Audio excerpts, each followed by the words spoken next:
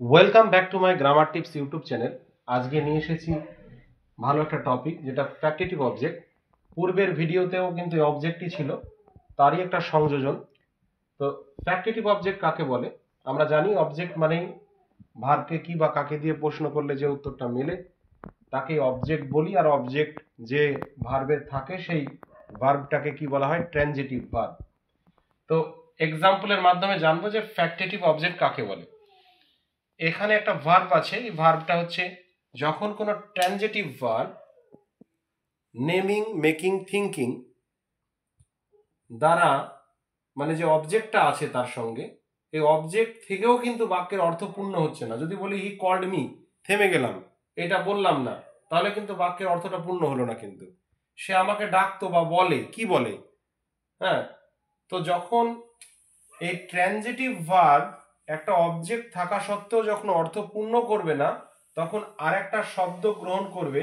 এই শব্দটা কি না, তো পদবী জ্ঞাপক শব্দ, র্যাঙ্কিং একটা, কি বলে ডাকে, এই শব্দটাকে কি বলা হয়? তখন ফ্যাক্টেটিভ অবজেক্ট বলা হয়। এবার আসি অ্যাডভার্বিয়াল অবজেক্ট। অ্যাডভার্বিয়াল অবজেক্ট কি?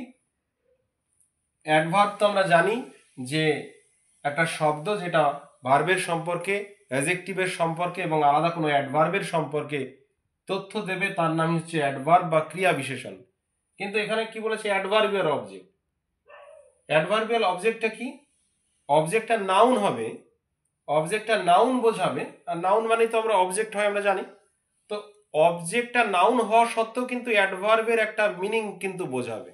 হ্যাঁ, কেমন? দ্য স্কুল ইজ 1 মাইল, তাহলে এটা ইনট্রানজিটিভ ভার্ব। আবার এখানে কি আছে? 1 মাইল। 1 মাইলটা কিন্তু নাউন, যদি এটা নিউমেরিক বোঝাচ্ছে, 1 মাইল একটা ডিস্টেন্স বোঝাচ্ছে।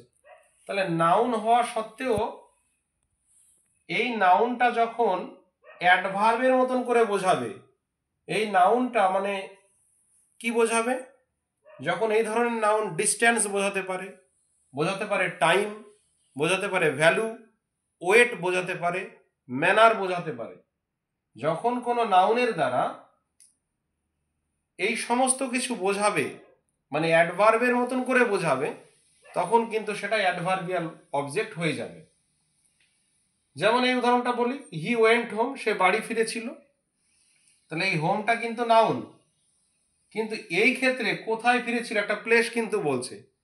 নাউন হওয়া সত্ত্বেও, নাউন হওয়া সত্ত্বেও কিন্তু এটা একটা অ্যাডভার্বের মতন কাজ করছে। কিন্তু তার জন্য এটাকে কি বলছি আমরা? নাম দিচ্ছি অ্যাডভার্বিয়াল।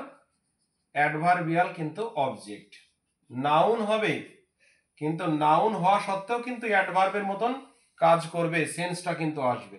একই রকম উদাহরণ, হি ওয়াজ দেয়ার 10 ইয়ার্স, সে সেখানে 10 বছর থেকে আছে, সংখ্যা বোঝাচ্ছে।